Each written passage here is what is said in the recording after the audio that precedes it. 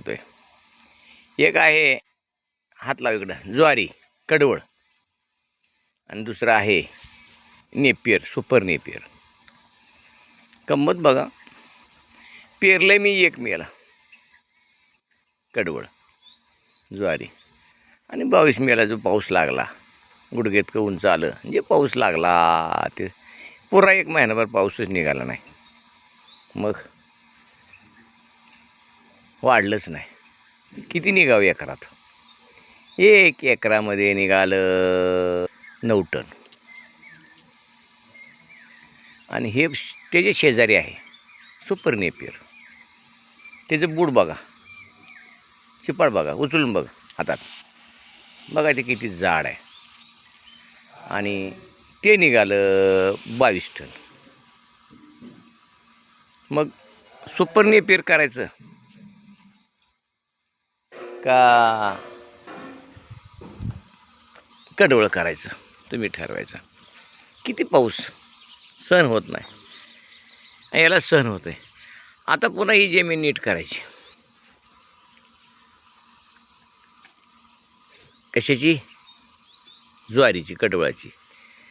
फणायचं, नांगरायचं, पेरायचं, पुन्हा पौरीनाशक तणनाशक आणि मग यायचं. निम्म्याला निम्म परवडणार कसं तर.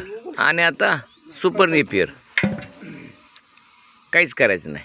काय करायचं तर फक्त बळ नांगरायचं, जारावा तोडायचा, खत टाकायचं. सुपर नेपियरमध्ये तणच येत नाहीत.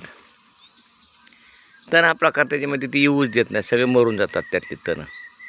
मग हा सूर्य हा जयद्रथ समोर आहे उदाहरण. काय परवडणार आपल्याला? तर त्या 8-9 टनानं एकरातल्या किती वैरण निघायची? आणून टाकलं आहे. आणि कापणीचा खर्च जास्त आहे कडवळाचा. मजूर जास्त लागतात कापायला. याला काय नाही, 1 तासामध्ये 2-3 मजूर 1-1.5 टन तोडतात रोजची आमची रिक्वायरमेंट आहे ती. आणि त्याला ते दिवसभर 4 बाया लावावं लागतात. म्हणजे ते अजून महाग पडलं. म्हणून मी सुपर नेपियरकडे वळलो. त्याच्यामध्ये सुपर नेपियरमध्ये काय आहे, तो फॉस्फरस डिफिशियन्सी होती म्हणतात, उलटतं असं म्हणतात, परंतु होत नाही तसं. भरपूर पोट भरून जर घाव घातलं तर सुपर नेपियरने आपल्या गायी तयार राहतात, चांगल्या होतात. आणि जे तयार जनावर आहेत ती जनावरं उलट नाहीत. उलटाचं प्रमाण गोळीपेंडमुळं आहे. गोळीपेंडमुळं खराब होतात, उलटतात, फॉस्फरस डिफिशियन्सी तयार होते. आणि या फॉस्फरस